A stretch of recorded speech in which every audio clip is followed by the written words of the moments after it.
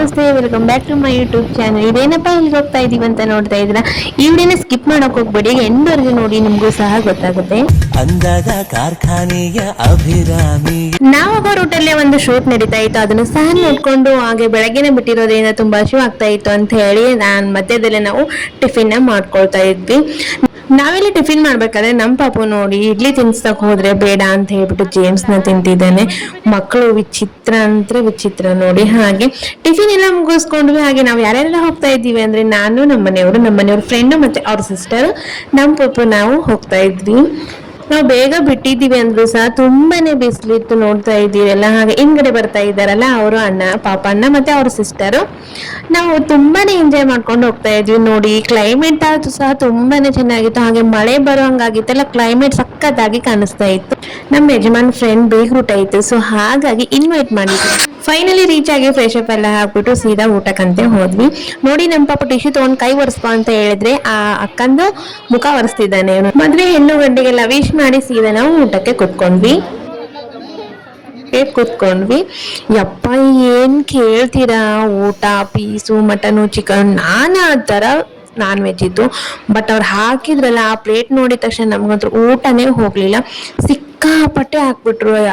ಈ ಕಡೆ ಎಲ್ಲ ಹಾಗೆ ಅನ್ಸುತ್ತೆ, ಈ ಕಡೆ ಹಂಗೆ ತಿಂತಾರೆ. ಬಟ್ ನಮ್ಗೆಲ್ಲ ತಿಂದು ರೂಢಿ ಇಲ್ಲ. ನಮ್ ಕಡೆ ಎಲ್ಲ ಈ ಬೀಗ್ರೂಟ ಎಲ್ಲ ನಡೆಸೋದೆ.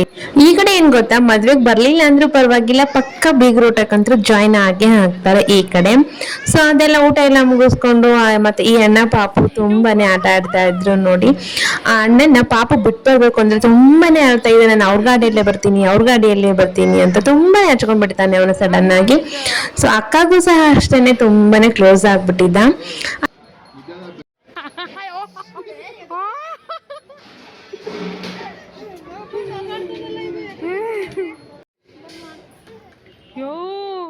ಸ್ವಲ್ಪನು ಭಯನೇ ಇಲ್ಲ. ಮತ್ತೆ ಆಡ್ಸು ಅಂತಾನೆ ಇರ್ತಾನೆ.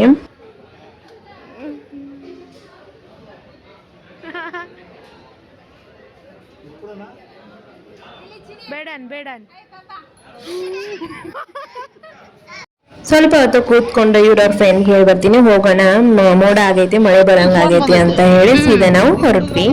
ನಮ್ಮ ಯಜಮಾನ್ರು ಬರ್ಬೇಕಾದ್ರೆ ಅವ್ರ ಸ್ಕೂಲ್ ಅಲ್ಲಿ ಆಗಿರುವಂತ ಹಳೆಯ ಸ್ಟೋರಿನ ಹೇಳ್ಕೊಂತ ಬರ್ತಾ ಇದ್ರು. ಅಲ್ಲಿಂದ ಪಾಪು ಅಲ್ಲಿ ಏನು ತಿಂದಿದ್ದೀರಲ್ಲ, ಹಾಗಾಗಿ ಹೋಟೆಲ್ ಅಲ್ಲಿ ಇಡ್ಲಿ ಅದು ತಿನ್ಸ್ಕೊಳ್ಳೋಣ ಅಂತ ಹೇಳಿ ಪಾಪುಗೆ ಇಡ್ಲಿನ ತಿನ್ಸ್ಕೊಂಡು ಇವರು ಮಿರ್ಚಿ ಮತ್ತೆ ಚಾನ ತಗೊಂಡ್ವಿ. ಸೊ ನಮ್ ಪಾಪು ನೋಡಿ ಅವ್ರಿಗೆಲ್ಲರಿಗೂ ಕ್ಯಾಮ್ರಾ ಇಟ್ಕೊಂಡು ಹಾಯ್ ಮಾಡಿ ಅಂತ ಹೇಳ್ತಾವನೆ.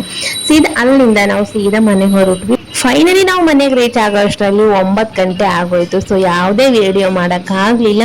ಹಾಗೆ ಇದೇ ತರ ವಿಡಿಯೋಸ್ಗಾಗಿ ನನ್ನ ಚಾನಲ್ ಸಬ್ಸ್ಕ್ರೈಬ್ ಮಾಡ್ಕೊಳ್ಳಿ ಅಂತ ಹೇಳ್ತಾ ಮತ್ತೆ ಮುಂದಿನ ವಿಡಿಯೋದೊಂದಿಗೆ ಸಿಗುವ. Thank you for watching. Bye.